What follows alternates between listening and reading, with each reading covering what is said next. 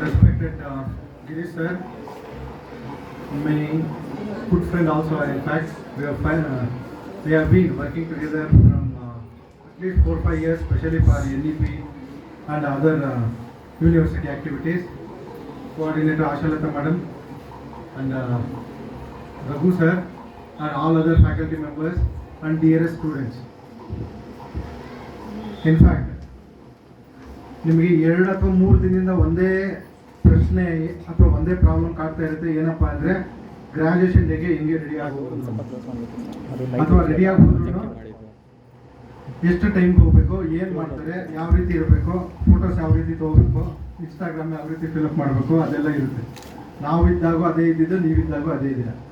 ಆದರೆ ಈ graduation day, in fact ಇದು ನಾನು 10ನೇದೋ 11ನೇದೋ ಗ್ರಾಜುಯೇಷನ್ ಡೇ ಅಟೆಂಡ್ ಮಾಡ್ತಿರೋದು ಕಳೆದ ಒಂದು 15 ದಿನದಿಂದ.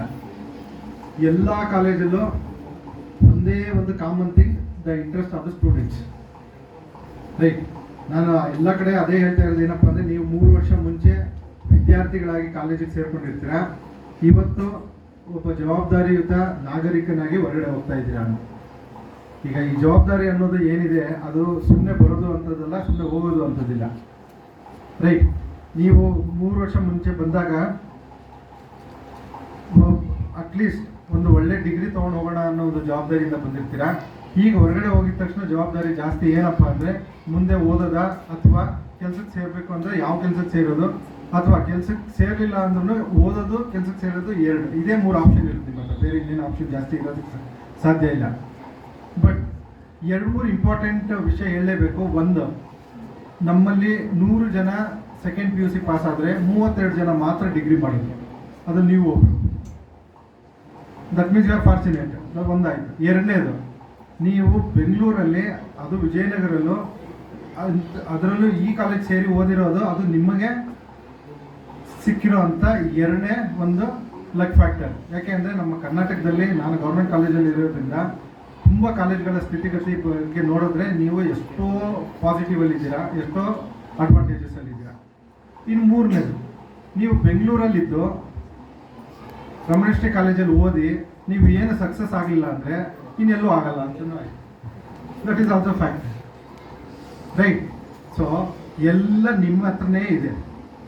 ಫಸ್ಟ್ ಏನಪ್ಪ ಅಂದರೆ, ಮೊದಲು ನೀವು ಏನು ಮಾಡಬೇಕು ಅನ್ನೋವಂಥ ಡಿಸಿಷನ್ ತೊಗೊಳ್ಳೋವಂಥದ್ದು ಬಹುಶಃ ಇವತ್ತಿಂದ ಶುರು ಆಗಿದೆ.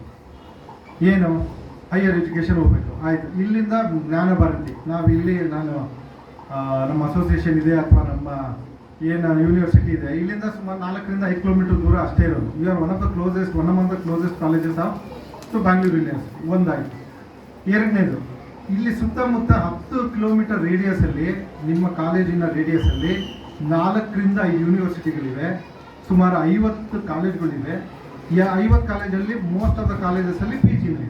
ನಿಮಗೆ MCOM ಇರ್ಬೋದು, MBA. ನೀವು ಯಾವುದನ್ನು ತೊಗೋಬೇಕು, ಏನು ಮಾಡಬೇಕು ಅನ್ನೋದು ನೀವು ಡಿಸೈಡ್ ಮಾಡೋದು. ಈಗ 3ನೇದು ತುಂಬ ಮುಖ್ಯವಾಗಿ, ಅದಕ್ಕೆಲ್ಲ ಮುಂಚೆ ಈಗ ಎಕ್ಸಾಮ್ 10ನೇ ತಾರೀಕಿಂದ ಶುರು ಆಗ್ತಾಯಿದೆ. ಆ್ಯಕ್ಚುಲಿ ಇದು ನನಗೆ ಬರುತ್ತೆ, ನಾನು ಚೂಸ್ ಮಾಡಿದ್ದೀನಿ ಈ ಕೇಸಲ್ಲಿ. ಸೊ ಏನು ಹೇಳ್ತಾ ಇದ್ದೀನಿ ಅಂದರೆ, ಸರಿಯಾಗಿ ಎಕ್ಸಾಮ್ ಮಾಡಿ ಪಾಸಾಗಿ ಮುಂದೆ ಹೋಗೋದು. ಇನ್ನು ತುಂಬ ದೊಡ್ಡ ಲಕ್ ಫ್ಯಾಕ್ಟರ್ ಹೇಳ್ತೀನಿ. ಬಹುಶಃ ಇಡೀ 100 ಇಯರ್ಸಿಗೆ ಈ ಲಕ್ ಫ್ಯಾಕ್ಟರ್ ಮೋಸ್ಟ್ಲಿ ಒಂದು ಕ್ಲಾಸಿಗೆ ಸಿಕ್ಕಿದೆ, ಅದು ನೀವೇ. ಯಾಕೆ ಅಂದರೆ, ನೀವು ಸೆಕೆಂಡ್ PUCನಲ್ಲಿ ಹೈಯೆಸ್ಟ್ ಮಾರ್ಕ್ಸ್ ತೊಗೊಂಡಿದ್ದೀರಾ, ಅದು ಎಕ್ಸಾಮ್ ಬರದೆ. ರೈಟ್, ಎಕ್ಸಾಮ್ ಬರೀದೆ ಹೈಯೆಸ್ಟ್ ಮಾರ್ಕ್ಸ್ ತೊಗೊಂಡಿರೋ ಅಂಥ ಒಂದು ಬ್ಯಾಚ್ ಏನಾದರೂ ಇದ್ದರೆ ಅದು ನೀವೇ. ರೈಟ್, ಆಯಿತು. ನಿಮ್ಮ ಲಕ್ ಅಷ್ಟೇ ಇಲ್ಲ, ನೋಡಿ ಎಷ್ಟು ಲಕ್ ಚೆನ್ನಾಗಿದೆ. ನೆಕ್ಸ್ಟ್ ಅಡ್ಮಿಷನ್ ಆದ್ರೆ NEP ಅಂತ ಇಂಟ್ರೊಡ್ಯೂಸ್ ಮಾಡಿ ನಾವು ಅದನ್ನು ನಿಮ್ಮ ಕೈಗೆ ತಂದು ಕೊಡ್ತೀವಿ. ಏನಪ್ಪ ಅದರಲ್ಲಿ ಅಂದರೆ 60-40 ಮಾರ್ಕ್ಸ್. ಇಡೀ ಇಂಡಿಯಾದಲ್ಲೇ ಫಸ್ಟ್ ಟೈಮ್ 40 ಮಾರ್ಕ್ಸ್ ಇಂಟರ್ನಲ್ಸ್ ಕೊಟ್ಟಿರೋವಂಥ ಬ್ಯಾಚ್ ನಿಮ್ಮದೇ. ನೀವು ಎಷ್ಟು ಒಳ್ಳೆಯವರು ಅಂದರೆ, ನೀವೇ ಆ ಬ್ಯಾಚನ್ನು ಮುಗಿಸಿ ಹೋಗ್ತಾ ಇದ್ದೀರಿ. ಇನ್ಯಾರಿಗೂ ಅದು ಅಡ್ವಾಂಟೇಜ್ ಸಿಗಬಾರ್ದು. ನೀವೇ ಶುರು ಮಾಡಿದ್ರೆ ಈ ವರ್ಷ ಮುಗೀತು. NEP SCP ಇಂಟ್ರೊಡ್ಯೂಸ್ ಮಾಡ್ತಾ ಇದ್ದೀವಿ, ನಾನು ಮೆಂಬರ್ ಇದ್ದೀನಿ. ಅಲ್ಲಿ 80-20 ಆಯಿತು.